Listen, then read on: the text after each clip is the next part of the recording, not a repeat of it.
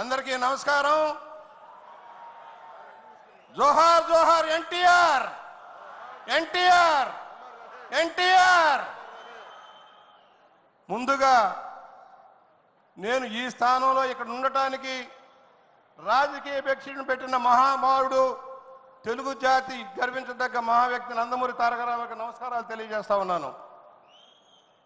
ఒక చరిత్ర, భారతదేశ చరిత్రలో ఏ విధంగా అంకాలు ఉంటాయో ఆంధ్రప్రదేశ్ చరిత్రలో, తెలుగు జాతి చరిత్రలో నందమూరి తారక రామారావు గారి చరిత్ర అద్వితీయంగా ఉంటుందన్నది విషయాన్ని మనకు తెలుసు. ఒక నటుడిగా రాయలసీమ ముద్దుబిడ్డ, మర్చిపోబాకండి. ఇవాళ ఇక్కడ కడపలో జరుగుతున్నదంటే ఆయన ఆదరించి ఆశీర్వదించింది రాయలసీమ. నటుడిగా ఒక ఉన్నత స్థానానికి ఎదగడానికి ప్రధాన కారణం ఆయన చిత్రాలను విజయవంతం చేసిన ప్రాంతం రాయలసీమ. ఇవాళ అదే వరవడిని బాలకృష్ణ గారు కూడా కొనసాగిస్తున్నారు, అది వేరే విషయం. అనేక ఉత్తమ చలనచిత్రాలను నిర్మించిన నిర్మాత, screen play writer, director, editor, అన్ని రంగాల్లో తన అద్వితీయమైన ప్రగతిని సాధించిన వ్యక్తి. ప్రపంచ చరిత్రలో ఏ నటుడు నటించని పాత్రలు నటించారు. 300 పైచిలకు పాత్రలు నటించారు. చారిత్రక, జానపద, పౌరాణిక అన్నీ కూడా సూపర్ హిట్ సినిమాలుగా నిలిచిపోయాయి. బహుశా ఏ నటుడు వేయనన్ని పాత్రలు వేశారు. ఆ పాత్రలను అవగాహన చేసుకున్నారు. ఆ అవగాహనలో నుంచే స్పందించి రాజకీయ పార్టీ నేతగా అవతరించారు. ఆయన నిర్మించిన చిత్రాలు సమాజానికి ఉపయోగపడే చిత్రాలు. వరకట్నం కావచ్చు, కోడలు దిద్దిన కాపురం కావచ్చు, పిచ్చి పొల్లయ్య, తోడు దొంగలు, అనేక చలనచిత్రాలు ఆయన నిర్మించి ఉన్నత స్థానానికి వెళ్ళారు. ఆయన రాజకీయ పార్టీ ప్రారంభించే నాటికి అన్ని సూపర్ డూపర్ హిట్సే.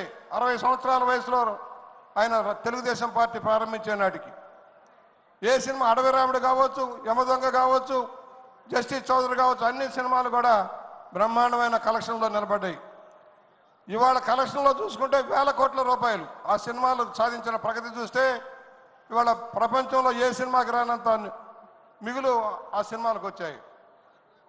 నటుడిగా ఉన్నత స్థానంలో ఉండి రాజకీయ పార్టీని ప్రారంభించి ఒక నూతన తరాన్ని సృష్టించారు.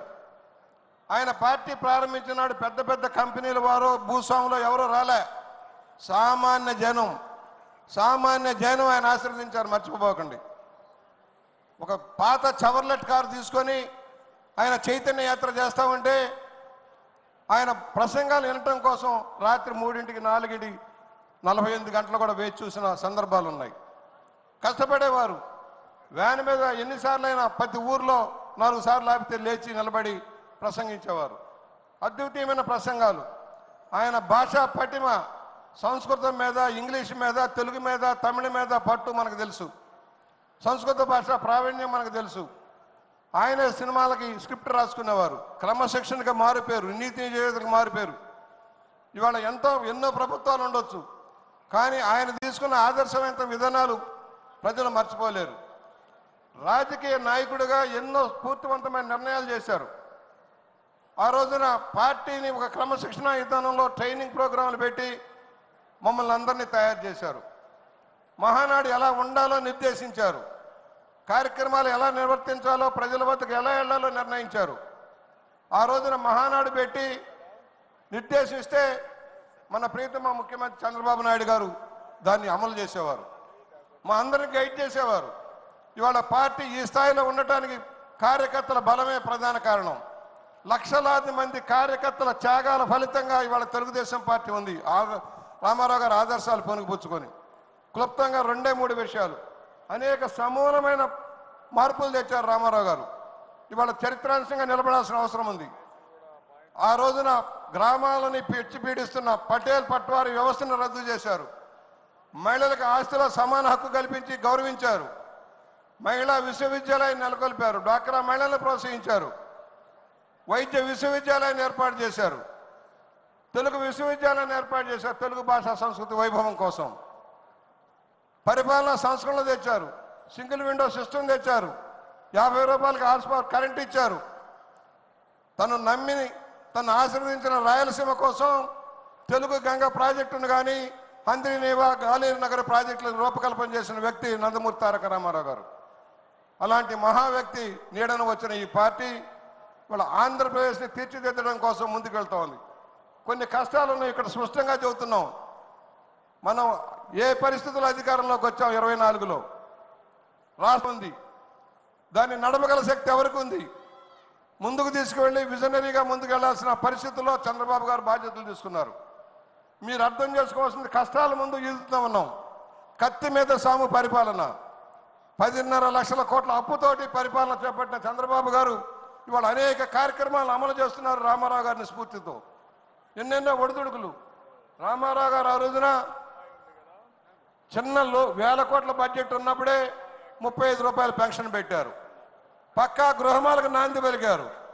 2 రూపాయల కేజీ 2 రూపాయల మంత్రిగా నన్ను చేశారు.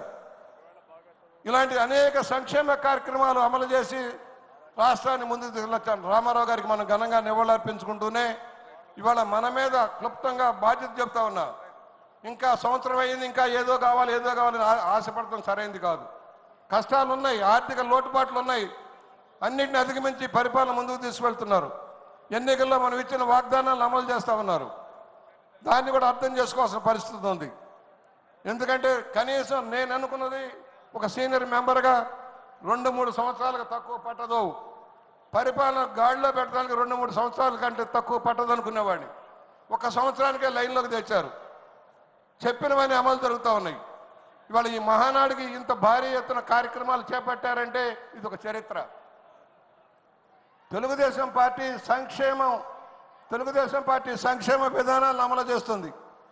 ఏ పార్టీ దేశంలో వేల లక్షల కోట్లు ఆదాయాలు ఉన్న పార్టీలు చేయని కార్యక్రమాలను చంద్రబాబు గారి నాయకత్వంలో వీళ్ళ పార్టీ చేస్తూ ఉంది.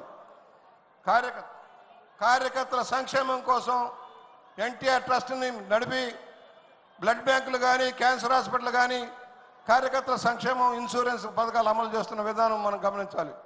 నేను చివరిగా ఒకటే చెబుతున్నా, భరోసా ఇస్తున్నాం. తెలుగుదేశం పార్టీ ఇంకా 30 సంవత్సరాలకు తక్కువ లేకుండా పరిపాలన కొనసాగిస్తుంది.